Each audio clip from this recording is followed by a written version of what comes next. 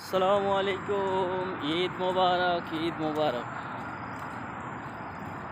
সকল প্রবাসী ভাইদের জন্য আন্তরিক ভালোবাসা এবং অভিনন্দন রইল।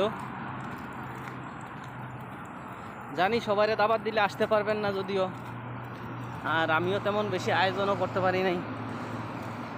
সকাল 6:30টার দিকে ভাই উইটা কাজে গেলাম। কাজের থেকে এখন মোটামুটি হাতের কাজ কিছু শেষ করিয়া বাসায় যাইতেছি। আবার এখন